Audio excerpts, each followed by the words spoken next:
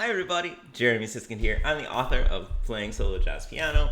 I'm the author of the Jazz Piano Fundamentals series, and, I'm the author of Solo Standards for Piano, and actually today we're going to take a look at one of the arrangements from Solo Standards for Piano, and maybe you've been following along with my Voicings series, and my idea of doing this is that I wanted to show you how I mixed together these different voicings in this arrangement. And then, you'll see some things that will be different. So what I wanted to do was take this arrangement of I Can't Give You Anything But Love.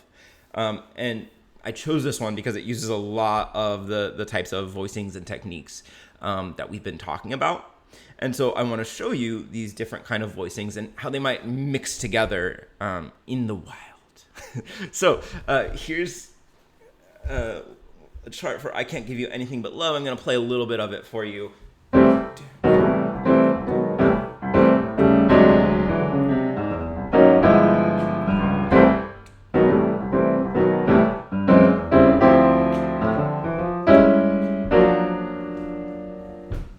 All right, so there's the first few measures. So at the beginning, this starts with closed position or shearing voicings. And in order to use these in a solo piano context, we do usually want to reference the root. So as little ghost notes, I've got the root of the chord happening at the bottom. And then here we transition into shared hands voicings. These are 4 and 5 note.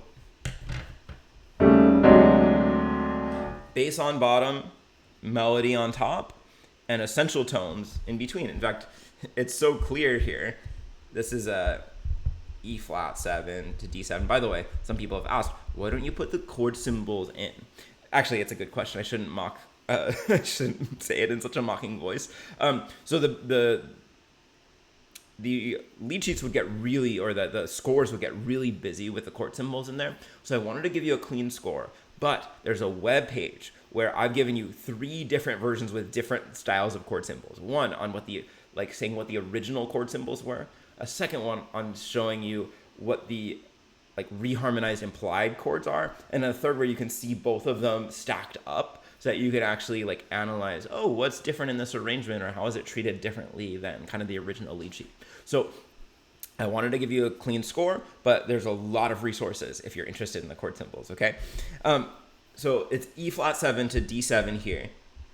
And you can see here I'm putting the 3rd and 7th, and then on the outside is the melody and the bass, and then I just added a sharp 11th here. So I'm not doing anything that's rocket science.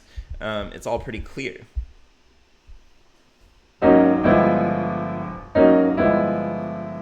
So chord symbol wise, this is like an A flat sus 7 to a G7 alt. This is A flat and G down here. And I guess these are just 4 note type AV voicings. Now it's a little odd to say that because the melody is on the top. But they fulfill all of the requirements, right? I've got the 7th and in this case the 4th because it's a sus chord. 7th and 3rd here, plus some color tones. So even though I'm accommodating the melody, I'm doing it while hitting those essential tones. And so we could call that just a 4-note type A-B voicing. All right, this is pretty much exactly like the beginning. So these are our closed position. And then we go back into shared hands voicings. Now, in the second voicing, there's not a lot of sharing between the hands.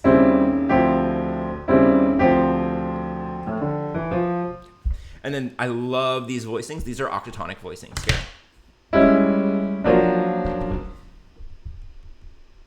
And this is like a D flat triad, or D flat minor, I should say, over G. And then it's a planing that we're using to get down here. And this is like This is a G flat augmented triad over F. So not exactly the same, but it's taking that octatonic idea. Now, I don't want to confuse anybody. This one is not from the octatonic scale, but I basically took the octatonic voicing, I planed it, and then I changed it for the melody. So it doesn't make the most sense. Really, technically, it should be a B minor chord, but then it doesn't match the overall harmony very well. All right. So these are really interesting here, I think.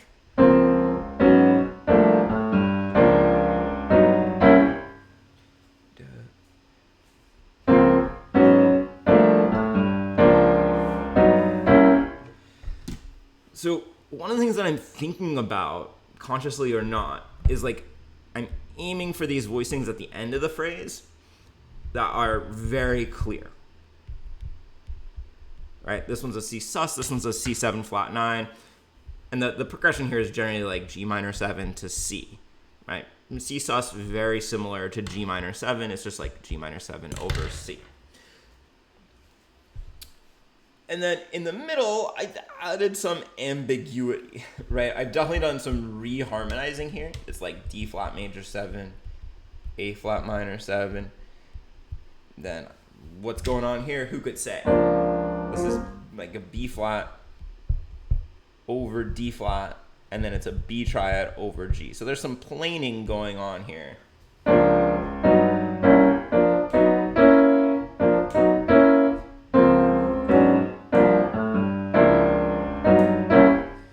So these are, here they're kind of slash chords, just a triad over a bass note, a mismatched triad and bass note.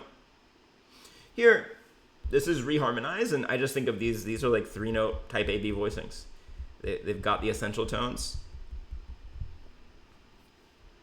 and one more note. And why did I come up with these chords? Mostly I'm trying to accommodate the melody. Okay, I'm going to skip ahead because we've got some more ambiguity, and I want to get to some... Okay, so this is pretty similar, but I want to get right here because now we've got a new voicing type. Right here, I'm using drop 2 voicings.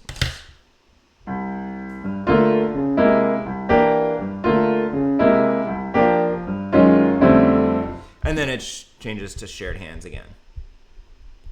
So it's a little harder to see because there's all these extra notes in the left hand. But these voicings are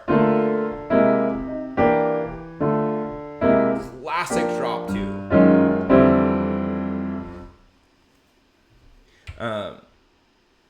So yeah, these are exactly what you study if you study drop 2 voicings, but the hopefully slight amount of magic that's happening here is in the left hand where there's a lot of extra stuff. There's a lot of extra connection.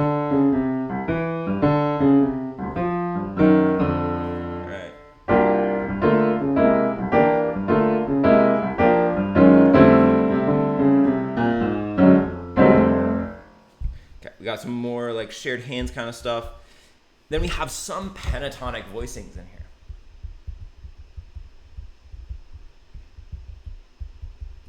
Right? We can see these are 5 notes. This is F pentatonic. This is E pentatonic. It's F pentatonic again. E pentatonic again. And then this is, again, octatonic and kind of planed. Plain, but adjusted for the melody and the harmony. But you can see it's kind of keeping the same shape.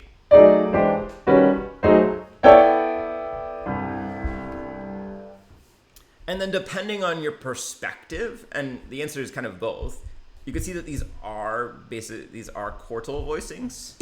Fourth, fourth, fourth, fourth, fourth. Fourth, fourth, fourth, fourth, fourth. But they're not just like modal quartal voicings because on the bottom is the 3rd and 7th. These are implying C major 7, B7, I'm sorry, and then B flat 7. So they're quartal voicings, yes.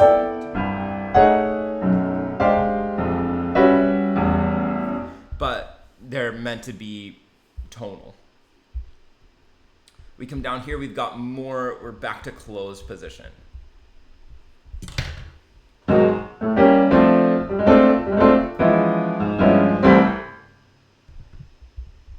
And you could see at the end of each of these phrases when I want the harmony to be really clear, now I leave closed position, and it's basically like these are type A, B in the right hand plus a bass note in the left. Whew. So within the 32 measures of the head arrangement, we've got closed position voicing, we've got lots of shared hand voicings, we've got 4-note type A-B voicings in the right hand with a bass note in the left. We've got 3-note type A-B voicings. We've got slash chords against a bass note.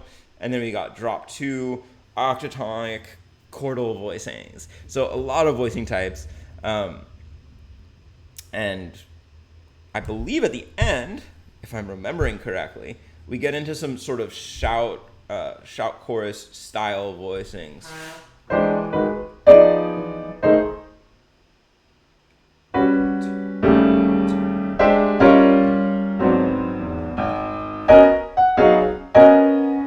So this isn't quite a full shout chorus voicing, but we are getting into these thicker 5 and 6 note voicings with the essential tones in the left hand and then kind of a bigger stack in the right hand.